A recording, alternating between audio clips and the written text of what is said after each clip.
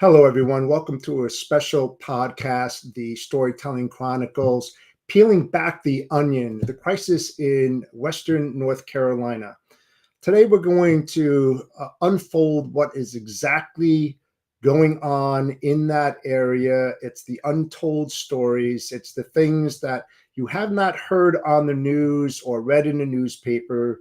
I hate to say it, it's like Epstein, right? All of a sudden, the news outlets just closed that down. You haven't heard anything. Well, I have two gentlemen that I actually made a cold call to, and we had the same mindset. We had the same objectives, the goals to help people that are in need. And I want to bring them on, and they'll introduce themselves. And please listen with intent. What they're going to tell you and what we're going to talk about is the truth. We're not going to hide anything. It's what we call the untold stories. So I'm going to bring in Don Quinn and also Steve Linson. Hey, Hey Don, everyone. how are you? Good, Jeff. How are you? Thanks for having Uh, me. yeah, thanks for joining me. I know that you're very busy down there. Yep. We talked in the green room, and I told you about my background being in logistics and supply chain Yes. for many years. And I don't like making cold calls. In my industry, we make cold calls to get prospects who become clients. And when I made cold calls after I was introduced to you through Steve Linson, Yep. we hit it off, didn't we? Absolutely. Absolutely. Yeah, we really appreciate the flow, the work that you put into this, and I was surprised to find somebody that was quite far from here actually that was willing to do all of that you have done and bring in a lot of the supplies that you see behind me. Yes, and you know what? Tell everybody about your role, who you are, and what you're doing, and what your position there is overseeing what you're overseeing. Yeah, sure. Again, my name's Don Quinn. I'm retired and from law enforcement and the Army Reserves. So I had a little bit of spare time on my hands when this all hit, and I knew there was a need for some volunteers. And my wife and I went out to the Statesville Regional Airport, and I met this great group of people. They were need a little bit of help. There was hundreds of people around and a massive hangar full of stuff, kind of like you see behind me, but just 10 times the amount of volume of goods they were trying to ship out by air and by ground. Um, and with, I guess, my emergency services background and my military background, I thought I could help streamline things a little bit. And I asked if they needed help, and they said they did. So I got on the flight line there and started pushing stuff out in the planes. Um, and then we had ground operations going at the same time. So out one side of the hangar was the flight ops, and it went straight out to the tarmac. And the other side, we shipped out trucks.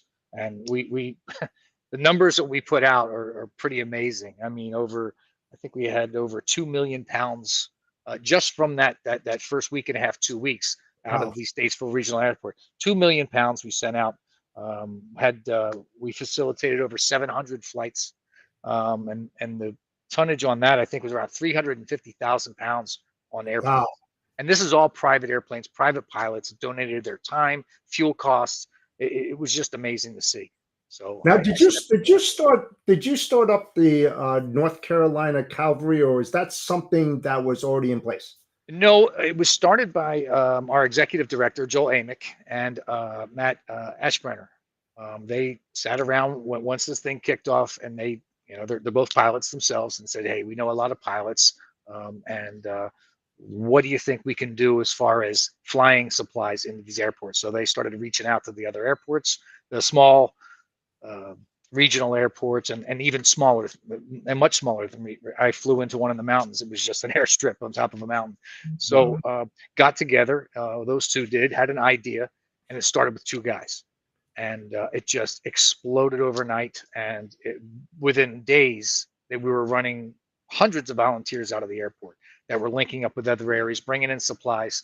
And when I got there, I was shocked how big this operation was. And it's only a couple days old. And within days after that, they were already talking about, let's give this thing a name, started a 501c3, Yep. and it just took off.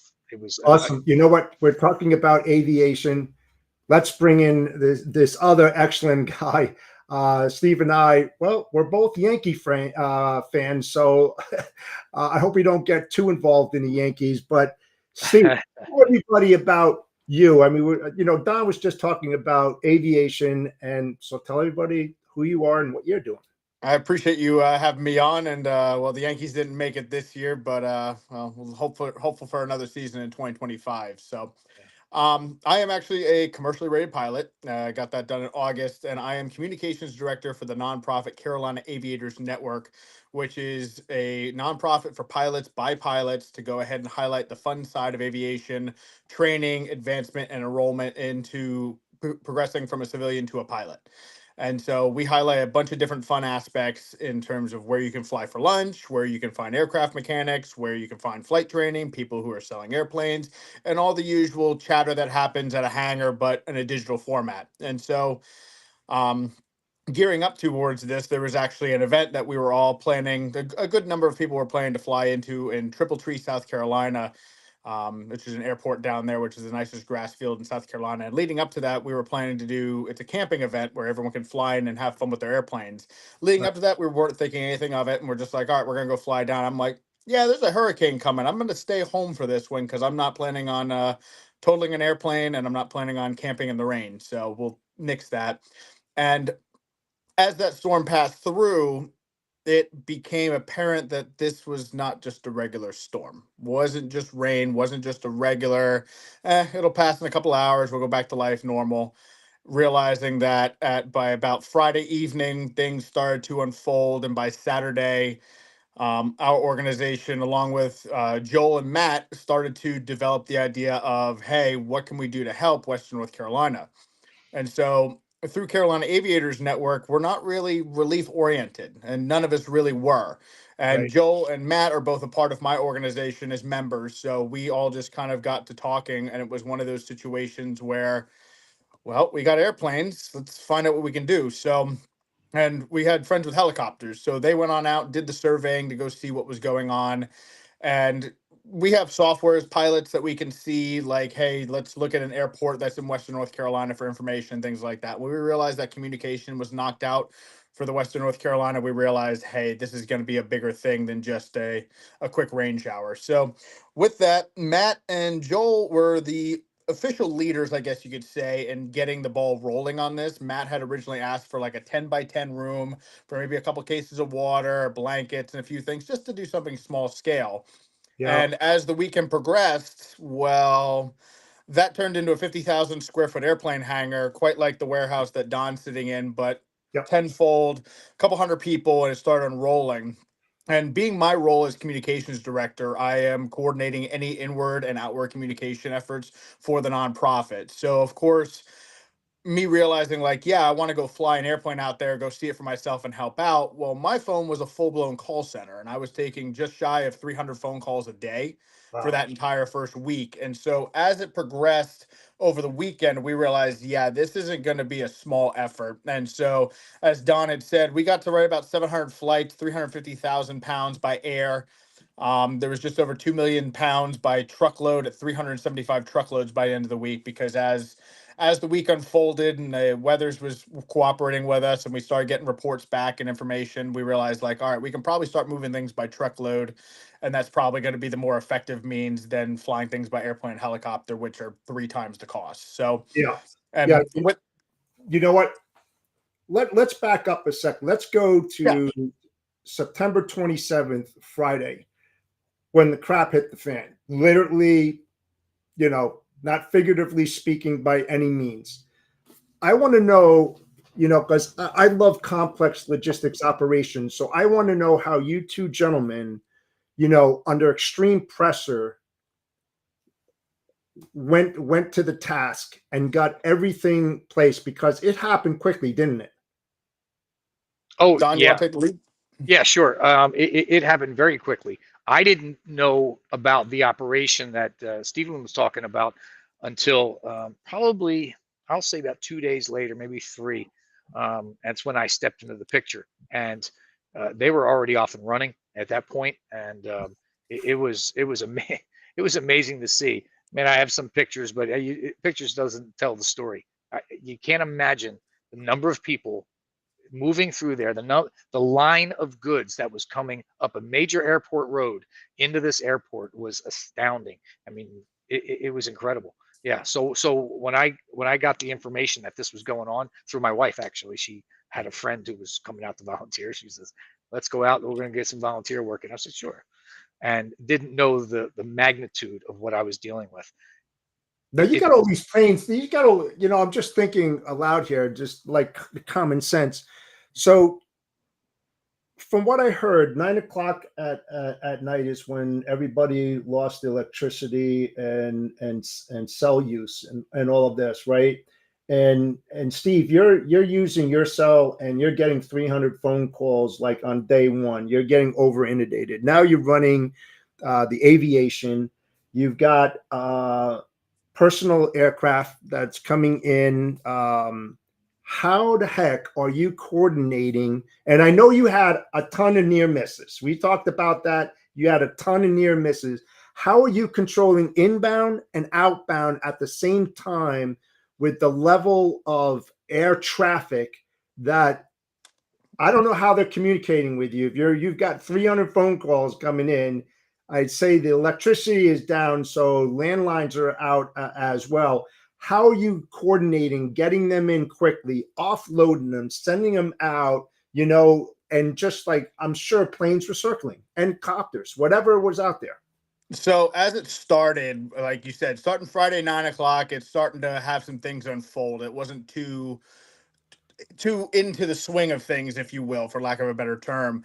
So Friday night, I'm sitting at work, and Joel is like, "Hey, we're trying to get some things going to figure out exactly like, hey, how can we help and organize this?" And mind you, none of us have any relief effort experience. We Right. are all green to this and no knowledge of organizing this. Like this is like. This might not be the best example, but D-Day, like scramble the jets, if you will, for lack of a better term.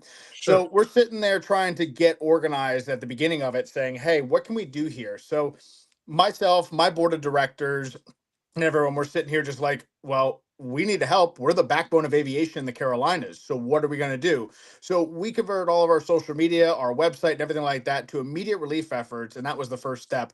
My first task was to go ahead and identify every airport in Western North Carolina that was flyable and public use. So anybody could fly into those airports. And that was airport information like runway lengths, altitude, things like that for the pilots, direction, how far they were for navigation purposes, what to expect and what not to expect, and various other information. And that eventually transferred hands into Joel, who originally was on the board of directors for my nonprofit, but he since started United Carolina Cavalry and is following his passion doing this.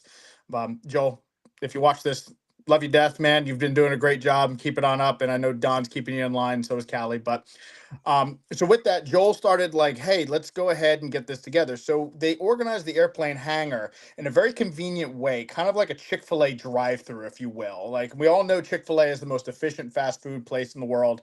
You get in there, and vehicles or truckloads or airplanes, whoever's bringing supplies in, there was a lane for each one of those. And so as things would come on in, they would get organized by what item they were, whether they're diapers, toothbrush, toothpaste, food items, bottled water, survival gear, you name it. It would all inventoried and itemized, if you will, by a loose system. We weren't like barcoding 101. So that came later at Don's operation. But when you're trying to get things on out, what's the most critical thing for an airplane to understand is weight and balance. An airplane Sure. has to have a certain amount of payload that it can take, and so everything had to be weighed. So everything comes on in, and then it goes through the inspection process to make sure nothing's damaged, used, or anything like that. And then it immediately goes to a weigh station. As it's weighed, then it gets inventoried in a loose term, like just stacked on pallets and itemized, if you will. Yep. And then as the plane comes around on him, hey, I am a Cessna 172. I can take 400 pounds worth of cargo, build me a pallet. And so we had people that would go ahead and have a itemized list based on the location the pilot was heading to, and they would go ahead and fill the plane based on what that list was. So that was the big thing, that as far as the most simple way I can explain how the inventory went, and as those items were picked, then put and loaded in the airplane. As a pilot, they would get to the airport and they would use the natural, because it is a civilian municipal airport. It does have its standard traffic patterns, radio frequencies, stuff like that. And as it gets to the ground, they'll find a marshaller that directs them to traffic where they can go, and they pull into the loading area.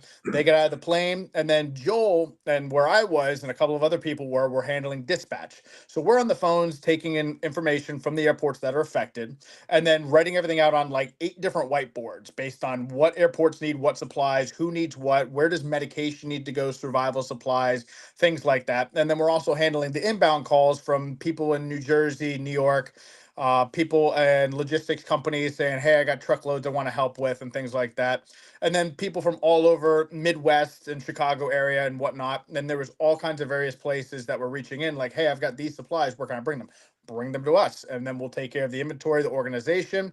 The pilots will then get their report, and then we'll go ahead and send the pilots to the airport with a full load of supplies. And then that was how it transitioned. And for the first couple of days, it was a little bit on the slow side. And we were not the only ones doing this. Concord Airport in Concord, North Carolina had an operation. Hickory did. My home airport of Goose Creek in Indian Trail, North Carolina had an operation.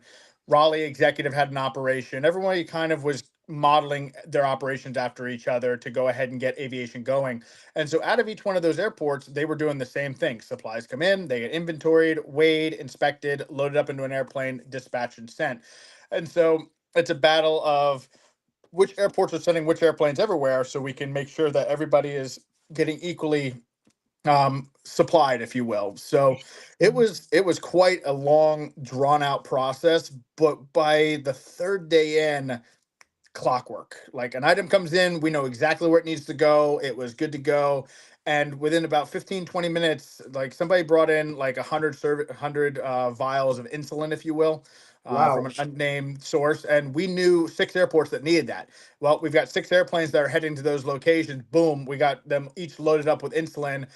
And within an hour, they had insulin on the ground for those diabetic patients. So that's just one example of how it was. But as the week progressed, Saturday and Sunday, I was taking 15 to 20 calls on Saturday. By Sunday, it was 40 to 60 calls. By Monday, it was over 100. Tuesday through Friday, my phone, I don't think I spent time talking to like the people in front of me. I was just on the phone so much. But it was all because stuff was coming in and we had to get stuff out. And as time progresses, information changes. So for us to keep Sure. updating that whiteboard and information, that was very important for us to go ahead and transition, to go ahead and make sure we had everything organized for the sake of being able to be efficient. And that was the biggest thing. Yeah, you know something, and I'll break in every once in a while because you brought up something that's a critical point in what kind of uh, didn't help you and brought you back a little bit, and that is the disorganized supplies that were coming in that were unlabeled. They were just coming in stacks and groves, no rhyme or reason, just thrown on a pallet or whatever. So I'm a big work instruction type kind of person, and you know what, we don't want we want to prepare, but we don't want to prepare. And anybody that's watching this and listening with intent, if you plan on donating supplies, I strongly recommend to make it as hard as possible as you, as a donator, to make it as easy as possible for the receiver. You know, make sure that you sort, you sag, you pack, you stack, you wrap, you label, not just on one side of the box, but on 4 sides, because they're moving, they're moving at the speed of light. You know, because you just think about all the planes, the inbound and the outbound, and weighing and knowing that they can only handle so much pounds in a specific airplane. They can't sit there on a tarmac and wait for hours and hours on end. They got to get the hell out because you got other planes that are coming in doing the exact same damn thing. Right. And that's why I hope that anybody that's watching this that wants to get involved in relief drives, please, but by all due means, take some notes on this. Organize it at your place before you send it down. Make sure you communicate and you get the list. And the list, as they said, changes like every single week, because as you get overflow, you get overlap. You don't need that much items. You need other items. And Don, Steve's talking about the air traffic side of it, but Mhm. how about on your side? Now, we spoke several times before this podcast for the last few weeks, Yeah, and you're talking about expedited shipments and the way that people were coming in, and ATVs and pickup trucks with small trailers. Let's discuss that and how you organize that, because again, you're in a shopping center that wasn't created to be a warehouse, so you don't have a tremendous amount of doors, I will assume. You probably maybe have three no, to four tops, right? yep, Probably below correct, that. correct, Okay. yeah, So you've got all this merchandise, you got millions of pounds that have to get out there. What is your selection process? I mean, we're not it's much more than getting supplies out there. It's about saving lives too, that people kind of sure, forget, right? I mean, yes, you're on the clock per se. yeah, We talked several weeks ago about the 72-hour rule. I use that because after 72 hours, the sustainability of life diminishes quite a bit if they don't have the nutrition and the food and sure, the water to yeah, survive. How are you doing that on a planning? Again, I know you don't have the planning. You've been in the military and all this kind of stuff. How are you segging that and getting those smaller trucks in there to expedite to get them out? And how do you know what areas in the 13 counties? I think you told me about that. It yeah, was like 10 in Western North Carolina, 3 in Eastern Tennessee. Tennessee, Let's yeah. chat about that. How did you do that? Well, when I stepped into this, it was to expedite. I saw the aviation side, and that's where they needed a little bit of help because, like Stephen was saying, green volunteers were coming out, didn't have any experience. They had the pilots, and they were getting a lot of information, and we had pilots running the aviation side. But my goal was to streamline everything to get more flights out on a daily basis. I mean, we broke some records, and I think we got the the FAA probably took notice about how many flights were getting out because it wasn't. Yeah, they said a few things. Yeah, and we God forbid there was ever an accident, it would have shut everything down. Oh, So yeah. we were interviewing pilots when they come in, every single one. What's it like out there? How many? And we were getting good news every time, and they were all very professional. So the model we developed, I don't know if we developed it; it just kind of developed itself, but we just streamlined Ad it. hoc. Yeah, exactly, ad hoc, and we brought that here. Now we obviously we can't do flight ops out of here. We can do helicopter operations out of this area. Right. There's a massive parking lot out front, which is we are prepared to do that if necessary, but we just haven't needed to. It's not as efficient as hauling cargo up there. So Cali Farmer developed. We were all there was about a week and a half, 2 week period. We were all at home trying to figure out how to run this thing and dispatch from from our homes from a computer. Yep. So we were all doing that, and we noticed we had a meeting on it, and we are kind of duplicating services, but we were all tackling the massive volume of people that were reaching out. One to bring in donations, and two that wanted to bring donations to the mountains. And then we had to identify where the needs were. What's the actual location? Was it a they like to call them forward operating bases, or a distribution center, or there's people using their barn, but we have to vet those people the best way we can, so just to make sure we don't have problems with pilfering and people stealing items, because it does happen. We know that there's a certain amount of loss to be expected, just like in any business. Um, so we did that when we came here. We started finding, like I said, Callie is our director of operations here for this organization, and she started identifying, and I thought she would have 10. She had 10, 20, 30. And all of a sudden I noticed the bigger operations that were up in the mountains, they're kind of going by the wayside. They couldn't sustain themselves. And as an operation like this will eventually taper down, and we'll have to morph into something else. We kind of have those plans in place, but we're not there yet. So Callie would get these names, and I started noticing she's putting truck drivers to these names. Then she established a list of truck drivers, people that were volunteering to take their pickup truck. It could be a trailer, tractor trailer sometimes. And we said, okay, we would link them with supplies. And we knew supplies were ready. I had talked to you, I think, at that point, Jeff, and they were ready to come as long as we had a place to bring it to that had a loading dock that we could offload. So Right. we started doing the same way, ripping packages open, getting them classified in different areas, and realized that we have to actually inventory this stuff in and out. So we quickly got on a barcode system and started scanning everything that walked in the door and everything that goes out. Very important to just keep track of it. I'm sure somebody's going to want that data and those numbers to make sure we're doing the right thing with all these generous donations. So then she was putting that together, and we were running basically the same operation out of here as we were at the airport. Callie would get a truck driver identified. We find an area of need. It might be a small holler or a small village, small part of town that no one can get to. Right. So we would get those supplies to somebody that is going to pull from a gas station that's become a little supply center. An ATV drives up. They get enough for a couple families to take it up in the mountains in the areas that are completely shut down. A lot of those areas are open, but when you want to get deep into the mountains, if you understand the topography of Appalachia, it's crazy. It's really, really hard to navigate there. And you can't appreciate it until you've got boots on the ground and look at it and go, how is that going to happen? Right, which you did, because I remember you said that you had some of your team members that went out there and talked to some people in pods that are out there, and of course you had the massive landslides that took out these roads that enabled you to get out there. So you literally either had to find somebody with machinery to pave a new road to get to these god awful places. I call them god awful because that's what it was after the storm. So how did you have to trek in there? I mean, like by foot, because you just didn't have access? I mean, how did you do this? And what was the feel of the community and the pods of people that you were able to touch base with? Yeah. So as you know, that's how you and I met. You're going to meet people through this that you find out are already doing work in those hard areas. Singles, 1 or 2 people at a time.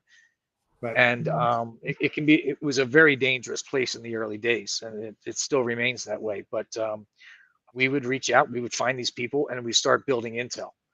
So we started breaking out some spreadsheets and just building spreadsheets on intel. Names, points of contact, locations. What are they doing there? Who has been there to see their operation to verify that the right thing's being done for the right people? We would get the best intel we can. Nothing's perfect. And then we would store that data. We would hook up a needs list from that location, because every location, we're talking 13 counties over Western North Carolina and Tennessee. It's just a massive area and in the most unforgiving terrain. So the intel that we were getting out of the area was being shared with our team and with other organizations, people like Stephen and other folks that were helping us compile this data. And then we were trying to decide, all right, what are we going to do with it? How can we best help? Well, in the early days, it was like, okay, food, water, there's nobody eating, there's no shelter. And we knew winter's coming. At the time, we had beautiful warm weather. And it was great because it allowed us to get so many different things done, get systems in place that we could actually run these supplies up. And we just felt like nobody else was getting the job done efficiently. And we knew other organizations were.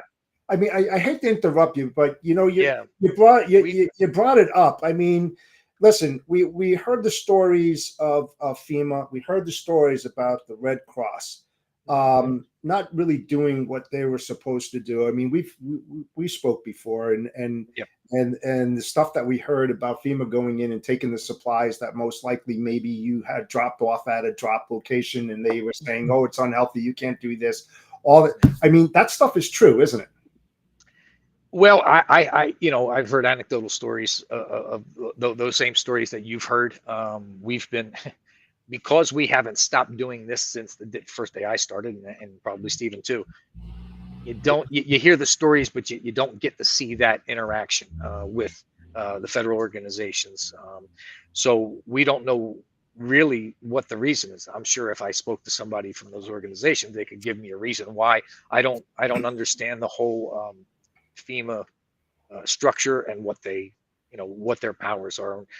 It's very unclear, and I just don't see them. So I couldn't say exactly why that is. So it was more. I just know. It was more about Americans helping Americans. The local communities, neighbors helping neighbors. Other sponsors that were supporters that were doing the hard work, because all I heard, guys, was that FEMA wasn't up there. They never heard about it. If they heard from the Red Cross, they were up there and then they were gone. No insurance agents and stuff like that. I've heard like 128,000 homes were just completely annihilated in all those counties. So one would have to think by common sense that, all their health insurance documentation, homeowners insurance policy, gone, just absolutely wiped off, right? Yeah. So it's like, who's supporting these people? And then also, Steve and I was talking stuff like that, the red flags we all talked about and heard, possibly 12,000, 15,000 people gone, and you talk about funeral costs, $12,000 to $20,000, per person times 12 to 15,000. That's a lot of money. And people forget about it. People forget about, how we defer those costs. Those people aren't going to get that money right away. Hence the reason why you got 16 acres and reefers out there. I mean, this is the real deal that people just don't understand. And we talked about the toxicity levels in the water and that these people, they need that water. They have to take baths. They have to cook, right? Flush toilets, do whatever, take showers or water baths or whatever in toxic water. I mean, it's foul. I mean, we've heard the stories multiple times. I think, Steve, you said that, that's right and stuff like that. Is that true? So given the fact that I was taking reports from pilots directly, the folks that are coming back into it, I have a good conscience and a good understanding of when a story is true and when a story is not. Right. And I'll tell you, pilots tell stories, but about this kind of a thing, they're not going to go run their mouths and make up stuff just for the sake of making stuff up. However crazy the story is, however much of a conspiracy theorist you are, a good number of those stories are absolutely true. I've seen plenty of photos. I have heard plenty of stories directly from the mouths of the people who flew into the environment as to what they specifically saw with their own eyes and are then turning back around to tell me, yeah, that's true. And it's sickening is the reality of things. That's hideous, man. That's unbelievable. Guys, we're in America, It doesn't matter at this point. It was all a political rat race. I mean, what's going to happen in the next crisis, guys? When you think about that, right? It's one of those things. It's one of those things that, go ahead and go off on a tangent here. It has to do with the leadership all the way from the top down. I mean, there's got to be accountability and integrity, and caring for thy neighbor is a very important thing. And that's why a lot of people are sitting here. They'll fire up their own chainsaw, fire up the pickup truck, and go get their neighbor out of the ditch. That's something you find down here. Everywhere else, it's to a point where it's like, I'll pay attention. If they really need something, I might jump in. But there's people out here still doing work because it's just in their heart to take care of thy neighbor. And that's just one of the things that is about the Carolinas, because Southern hospitality is a very real thing down here. And that's something that people pay attention to. And I mean, you see somebody in the grocery store, you're going to say, hey, you see him at church? Great. Bingo night on Wednesday? Sure. You're going to run into these people, these smaller towns. Everybody knows everybody. And so you lose 3 or 4 people in town, the whole town knows about it. Yeah. And who's to say that the persons that are dying in these small towns are not the ones that run the bakeries, the restaurants, the social halls and things like that, and the places that are the family-owned businesses where people do gather. And it's like, oh, well, that way of life is now gone, and that person's now gone, and it hits these small communities in a more personal matter. And you know something? I know for a fact that the Appalachian people, right? The great-great-grandfather, the great-grandfather, the father, the son, the child, they're tough people. They're strong people. I mean, they've been there for centuries, for a very, very long time. They know how to live off the land. We talk about the essentials and stuff. Their families used outhouses, so they know how to take care of themselves that way, without a doubt on my mind. They know how to live off the land, and they have a lot of pride. They definitely have a lot of pride. And like you said, the community's going to chip in to help each other because they're tight. They rely on everybody. And it's a sad thing, guys, but it always takes a catastrophic event to change somebody's mind, because they have that mindset, oh, it's never going to happen to me, until it happens to them. And then they cry. It's like that old cry wolf, and then they need help. People need to get that mindset and be more proactive of, What do we do when a crisis as bad as this that happened to Western North Carolina happened to us in our area? How would we respond? And it's just decent people helping other people to survive. That's what it's all about. That's what it's got to be about. This Go is ahead, Don. kind Go of ahead. yeah, that's okay, Steve. I kind of look at this. I hate to use this term. I don't have a better way to put it. This is almost like a training event for something bigger, or at least it gets a lot of people, and I mean thousands of people, prepared for if it happens again. Our organization, and I don't want to just use ours, all the organizations that are out Sure. there are preparing. Okay, what if if it gets worse next time? What do we do? We have systems in place now.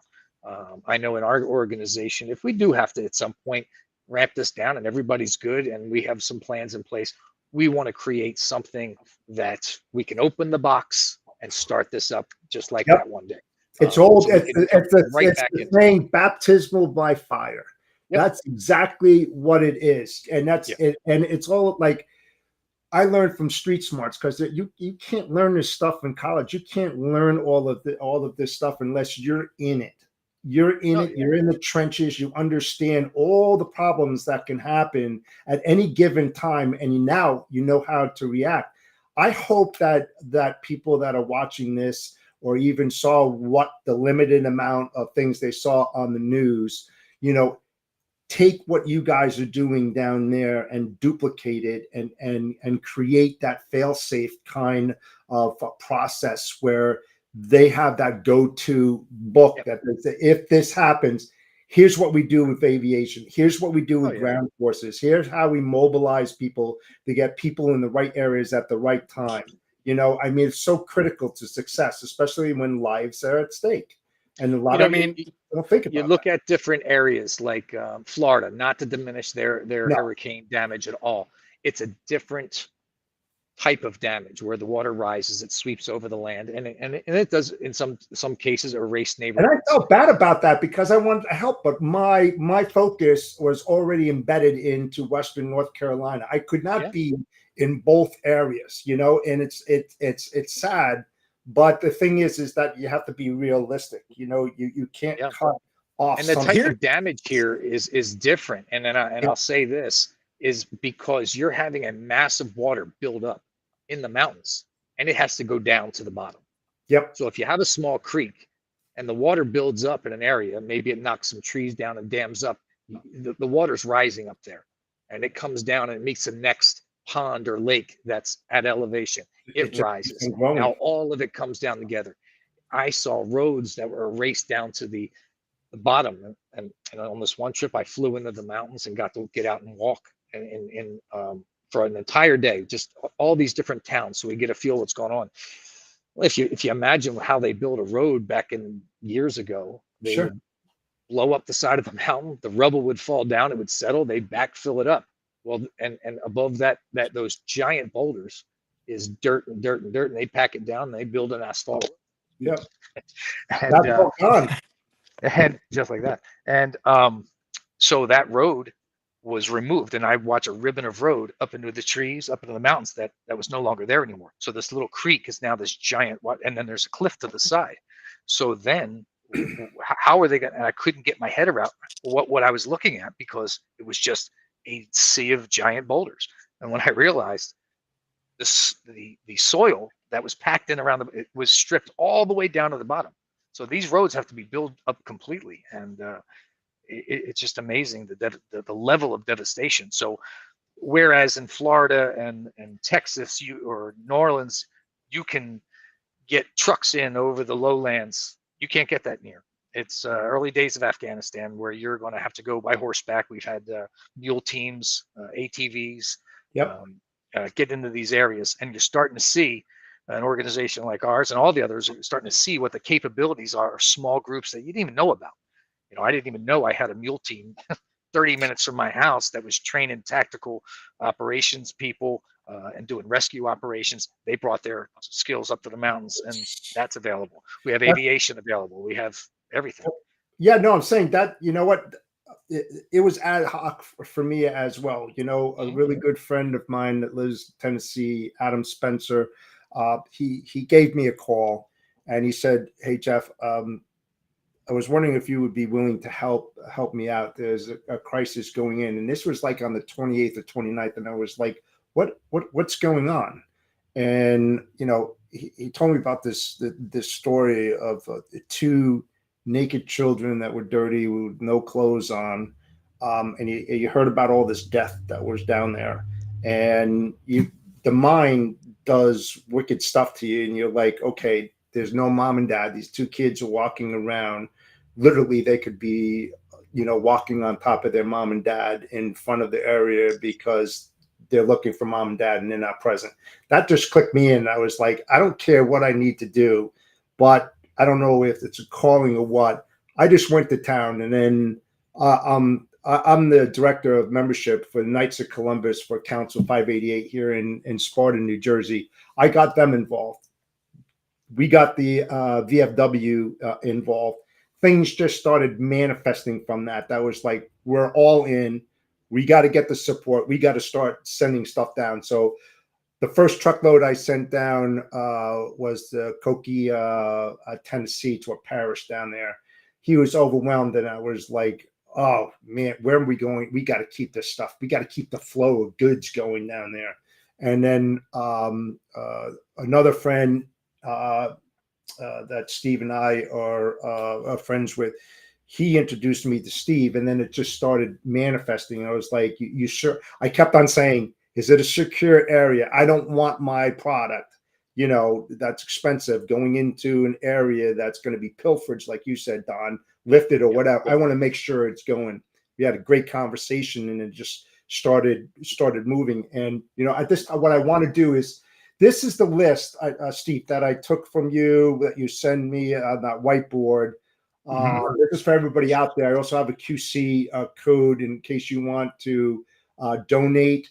But I know this is going to be backing off now. You can see all the needed items. We're going to be concentrating a lot more on the construction aspect of this as we start phasing out. Will they still need food?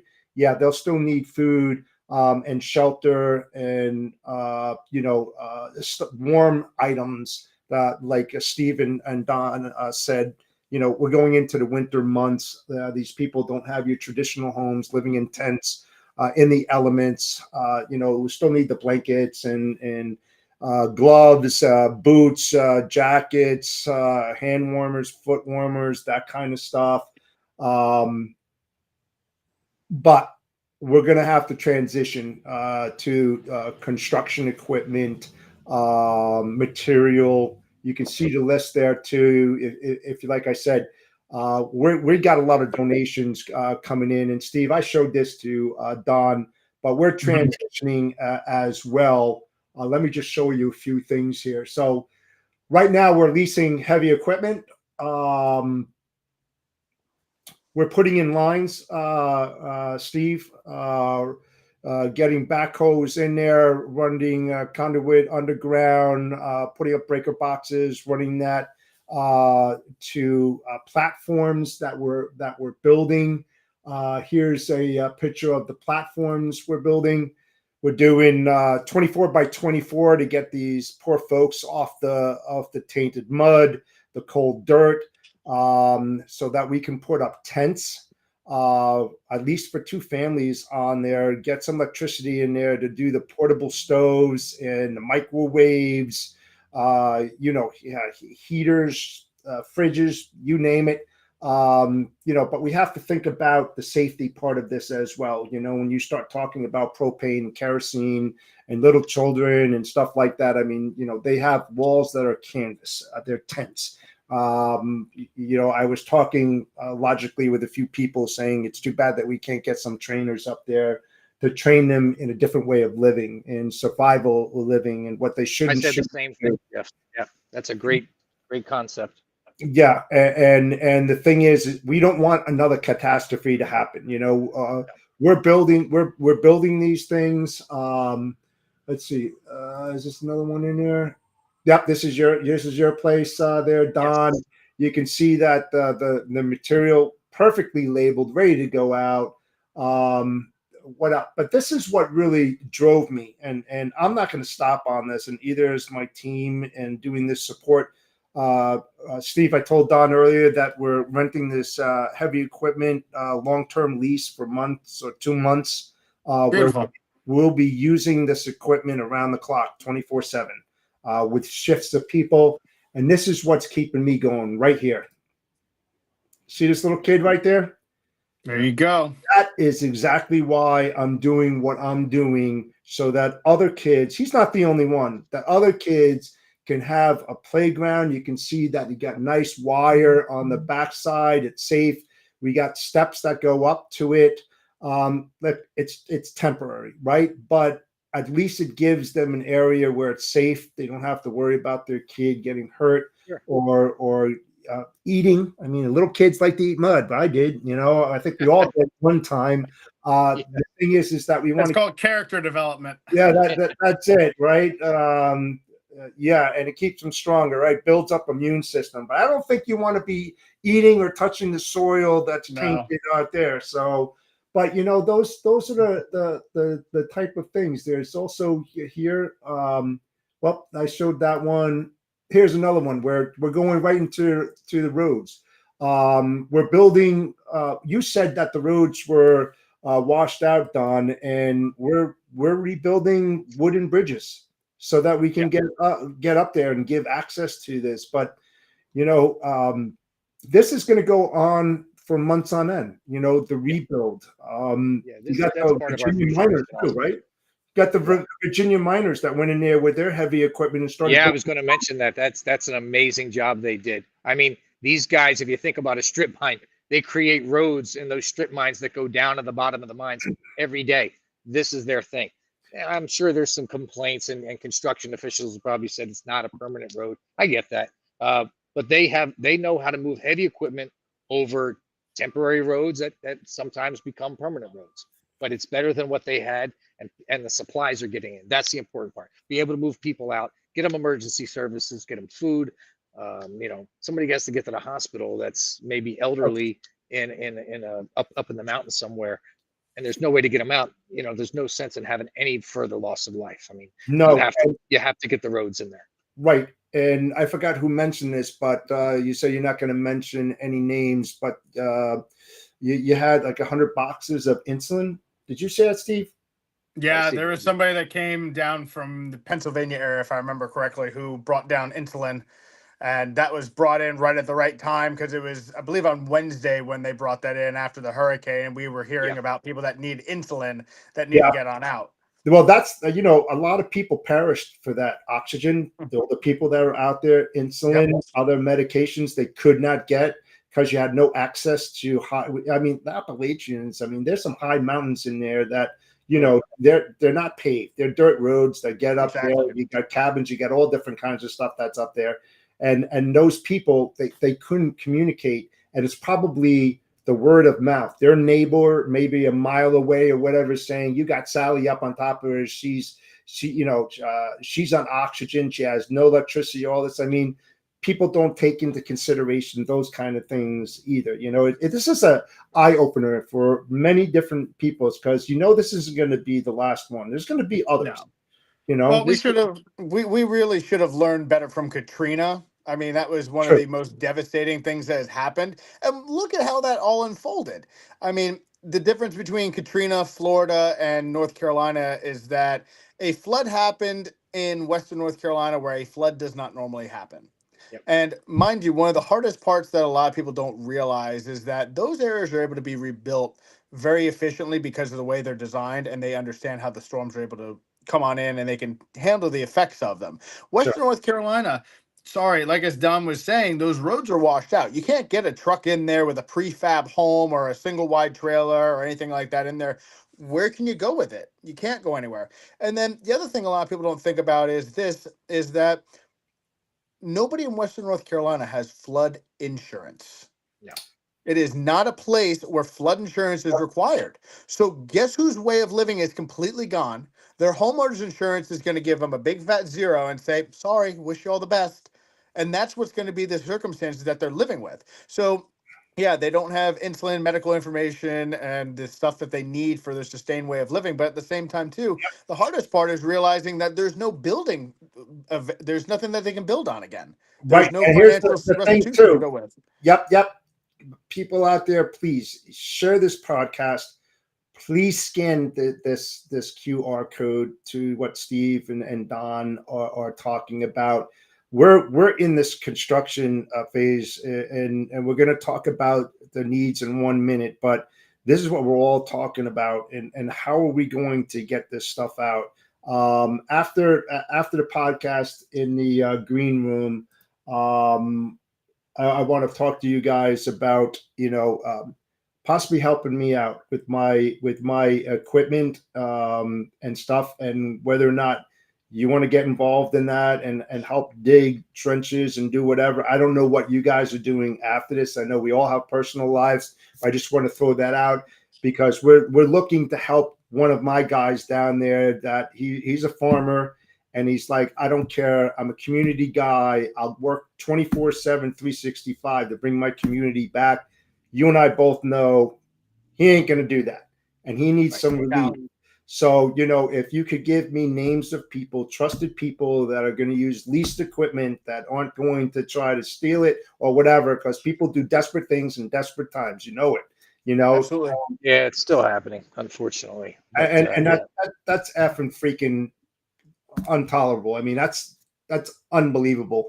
But if you could give me some names or whatever, Knights of Columbus, and also the Jesuit Center up here in North Jersey, in Western Jersey, however we can help you guys, we will do that to the best of our ability. We just need some directions on that so that we can funnel and channel that money where it's going to be well used. And I hope that both of you can help me out on that. That would be greatly appreciated. yeah, I I'll think say that's going to happen soon. I I think. say that probably for right now, the best means of resources is to keep funding Don and the United Carolina Cavalry. That's probably going to be the best bet as far as the humanitarian side of things. Yeah. As far as building supplies and things like that, that's probably, I don't know if that's going to be in our wheelhouse, Don. That might be a little bit, that's going to be something that might be a little bit Well, farther out. I'll tell you, if you know. we're having some meetings now. We're kicking around ideas of what we're going to morph into. Obviously, like Beautiful. I said, this can't be this is not it. So how this is- far out, Don, let me interrupt there a second here.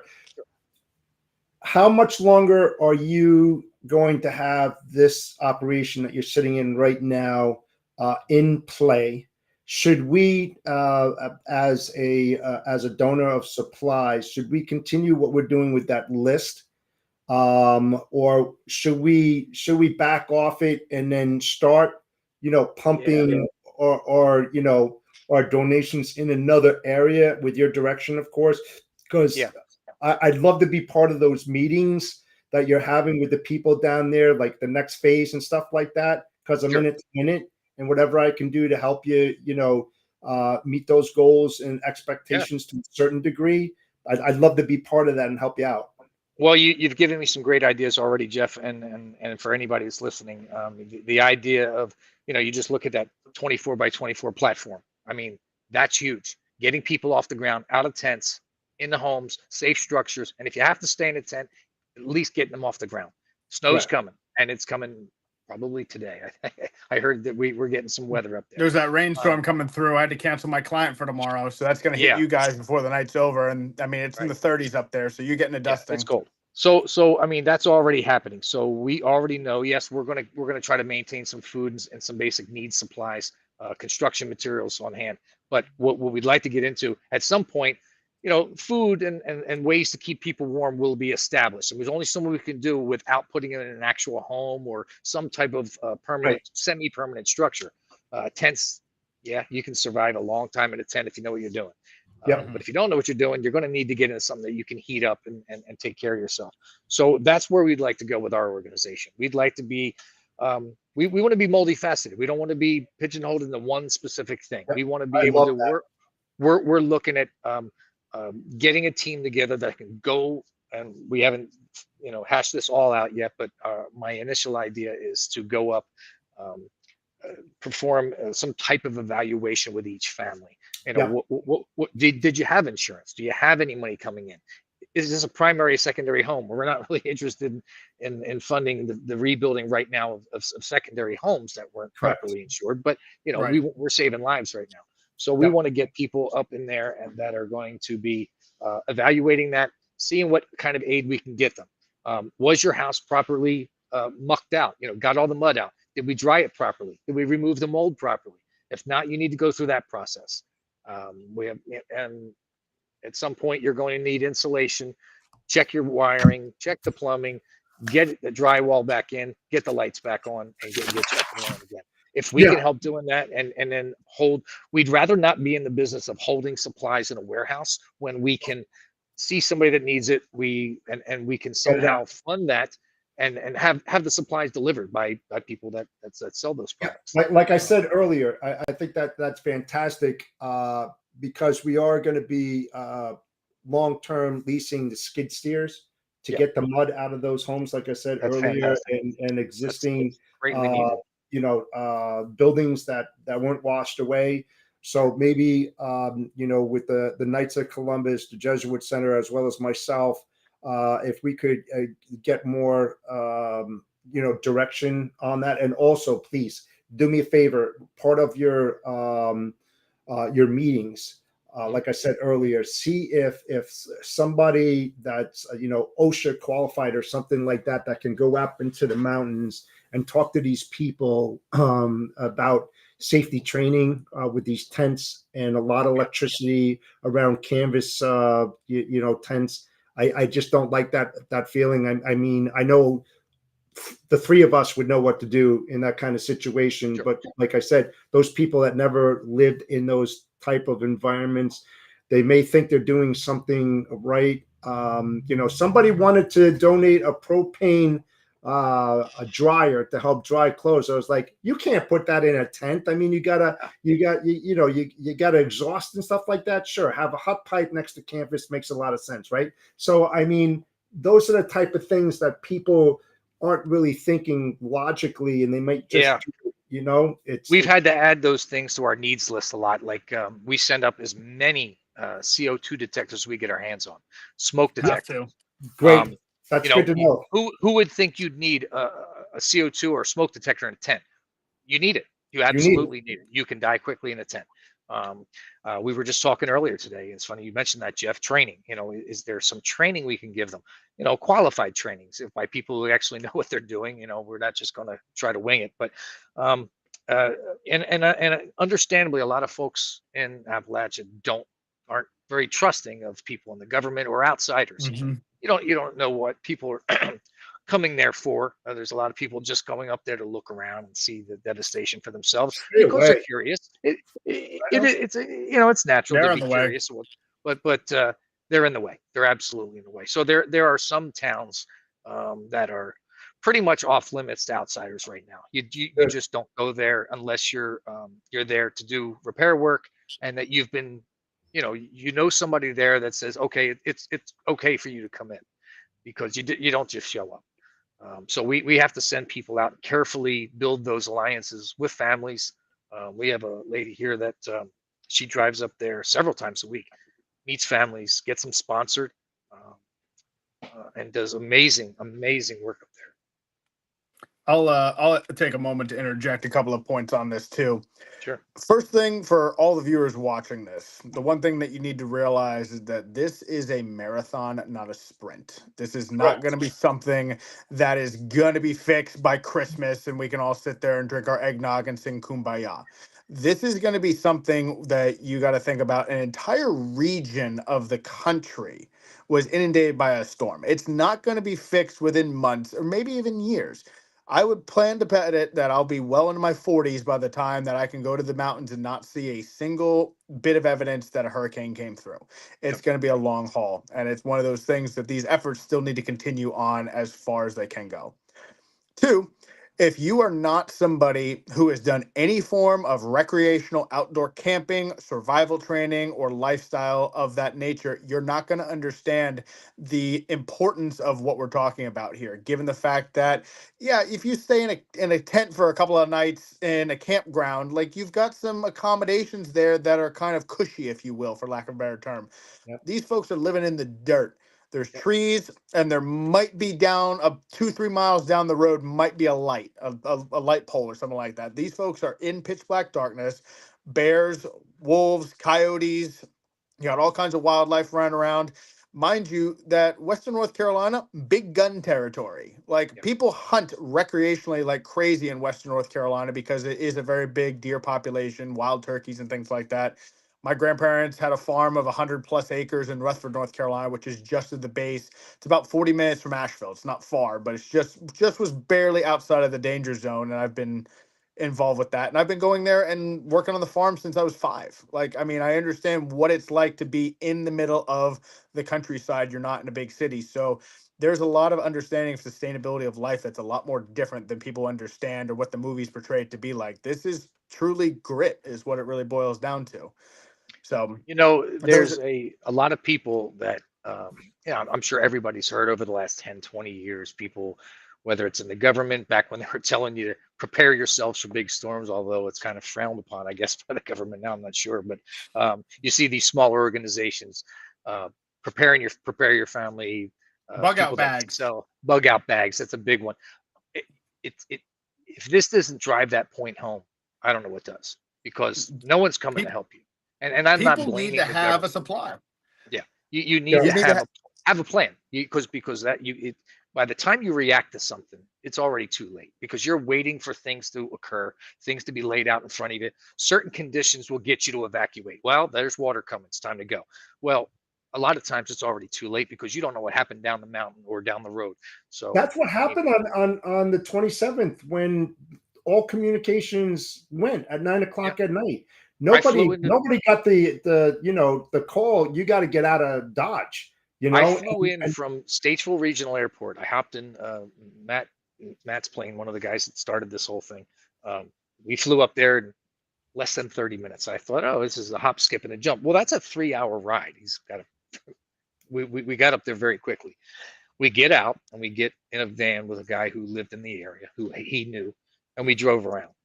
And I'm like, I have no communications. I didn't think about it extra. I usually have a pack with me. I thought we were going for 2 hours. We were there all day. Ran out of cell phone battery. Had no way to communicate back home. No one there had a way to communicate. I went to a church that had a Starlink. That thing's amazing.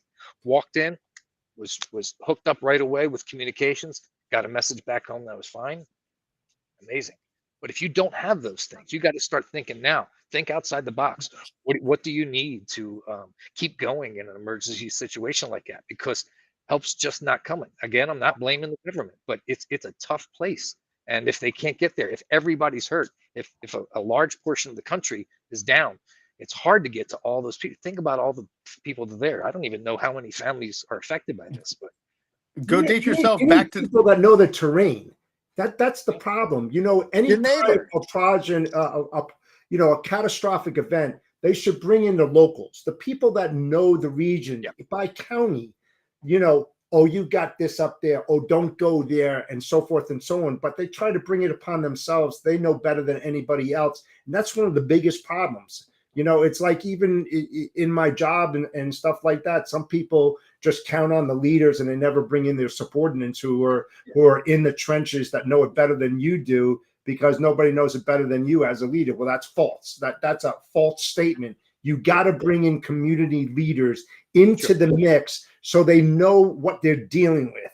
I mean, they don't do that, and that's why you run into more deaths, Sure. disorganization. It's all about collaboration, and people And don't you get don't have self-help prepared ahead of time. If you haven't no. already thought this out and found a way to save yourself and your family, then you can help others. It's like when you get Right. on a plane, they tell you to put your oxygen mask on you first, then your kids. But you got to be able to take care of yourself first. Otherwise, because then your primary plan is, I'm going to wait for help to come.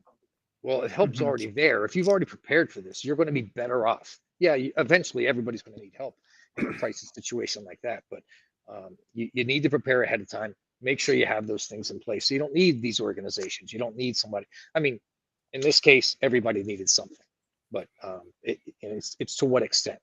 Are you still alive? Can you still breathe? Can you still eat? It's Yeah, go check If you're on able-bodied, your neighbor. You know, Yeah. your family is safe. You know, you've got a Yep. pulse. Yeah. Everybody's walking. They're Then breathing. you're a force multiplier. You're not detracting from the situation. Correct. That's correct. But like you just as an example, being on the plane, putting the oxygen on you so you can help others. The same thing in a situation like this. Once you know and you've confirmed it, move on and get the next person to do the same thing and multiply it, multiply it, multiply it. For sure. And then now you know where the concentration levels should be, because some people just go into areas that don't need it and don't go into the areas that do need it. You Yeah. know, it's terrible that way. Well, listen, we're getting to the end of the podcast. Finding final ending messages, guys. You know, what have you learned? What can donors do to help you move forward in your next phase? I'll start it off if you don't mind. Reach out, volunteer. Find an organization that needs help. An organization like ours. If you're in our area, if you're in the Statesville, Hickory area, you know, we have signups for volunteers. Get educated on what you can do in your community, and you know, prepare for these emergencies ahead of time. Make sure you have, you know, a backup plan for every plan that you already have. Make sure you've reviewed that plan. If you've got equipment that you've bought, for God's sakes, go try to use it. Make sure you understand how to use these things. If you want some skills in living out in a tent, I mean, a lot of people are doing that now that didn't have those skills before. They're learning as they go. But those things will definitely help. If you're able to volunteer, great. If you're financially able, donations, great. You can get a hold of us at UnitedCarolinesCavalry.org. We Donations keep us alive, keep us afloat, and let us help thousands of people. I mean, I can't tell you I don't even know how many pounds we've sent out of this warehouse. Those numbers will come down the road, but in just a couple of weeks, we sent out 2 million pounds. So Awesome. what can we do from here? And what are we going to do in the future? So if you're able to help, we would love to have the help. Steve? As I'm not sure when this will be officially published, but given the time of the year that is, this is going in right before Thanksgiving, the season of giving and the season of being thankful for what you have. Yes. If you're able to sit here and watch this podcast, watch it on a TV, listen to it on a smartphone or something like that, you're doing a lot better than the folks in Western North Carolina who have absolutely nothing. And be thankful for what you do have, what all your hard work, your efforts, what your neighbors have provided, where your cities are at, and that you are fortunately spared from what has happened. So my biggest message is give thanks and be thankful for what you have, because there are people that don't have anything at this point in Western North Carolina. As a pilot and somebody who does pilot stuff, if you are interested in ever becoming a pilot or wanting to find out about flying airplanes, find out from your local flight airport if possible. You can reach out to me at CLT_VIP on Instagram. Happy to talk to you out there. You can also find me at CarolinaAviatorsNetwork.org. We have tentatively transitioned our efforts from being a part of the relief efforts, but we haven't closed that off. Let's say that's now about 10% of our efforts versus 100%. So we still are contributing with things. On a personal note, I still move supplies on a weekly basis. Don, I've got 8 chainsaws I'm bringing to you this week when I fix them all up. Fantastic. So Nice. yeah, I started a chainsaw rehab facility out of my garage. So if anybody wants to donate chainsaws for Western North Carolina, I take care of sharpening, maintenance, general repair, and all that good stuff. Awesome. So we can get those set up there. Hugely useful. Absolutely. And then I'm working with so outside of my normal job and all the stuff that I do, I run a pressure washing company, and I'm working with a lot of home builders and folks that are building in Western North Carolina that I'll be following up hopefully through the winter months to come on up there and do some cleaning. I've got some folks that are rehabbing homes right now that I've got on the books for in January. And then there's a few other like storage facilities that want inside clean outs and things like that, mud removal and things. And that's something I'm going to be working through the holiday season to go ahead and work on up. So if anybody needs pressure washing work, anybody wants to become a pilot, needs a chainsaw fix, wants to talk about Western North Carolina, what all's happened, I'm more than happy to talk about it, because this is my home. This is what I'm passionate about, is taking care of people and helping people in life. And I'm very thankful for what I have, and I hope that you are too. Yeah, you know what? When you look in the dictionary under heroes, I think Don Quinn And Stephen Linson is among the finest people that are actually doing what good people do, and you do it from your hearts and your souls. And I could feel and hear your passion about the area. And I, I, I thank you very much. And I'm sure the people of North Carolina also thank you for your efforts. And, every time that I spoke to Steve, and we've spoke many times, I was like, Steve, are you taking care of yourself? Yeah, for that first week and a half, I was sleeping from 2 a.m. until 6 a.m. And that was my designated sleep, my minimum 4 hours of rest. But now I'm in good shape. I'm back to kind of at least 6, 7 hours a night at regular basics. But good, good, good, good. thanks, Jeff. I appreciate your concern for my well-being. Thank you. Yeah, well, I know that. Well, being in aviation, I don't think anybody that's controlling air traffic should be tired. So, Yeah, tell me about it. There was a couple of nights I was just. so, but guys, listen, thank you so much. I'd love to have you back in a few weeks for an update, just to see what's going on. Please stay on after we close out the podcast, because I want to talk about meetings. I want to talk about needs. I want to talk more about the heavy equipment that we want to, get down there, and who's going to operate it, how we can do some shift work, what are the areas that need it more than others, and I'm sure we can work up some kind of a schedule. So I appreciate you guys. Thank you so much for being on the show today. Thank you, Jeff. I appreciate your time. Yep. Thank you, everybody, for watching the Storytelling Chronicles. Crisis in Western North Carolina is going to continue. There's going to be another phase, as you just heard, but they still need your support. If you know a lot of, the fundraisers and people that are gathering up supplies or have these Venmos or QR things, $1, $5, 10, 20, whatever you can afford. These guys need it down there so they can support their people in those areas, and the people need your support as well. So keep them in your prayers. And we appreciate everybody that was watching this today. And I hope everybody, enjoys the rest of your week and think of those less fortunate. Appreciate it, guys. Thank you. Thank you, Jeff. Thanks, Steve.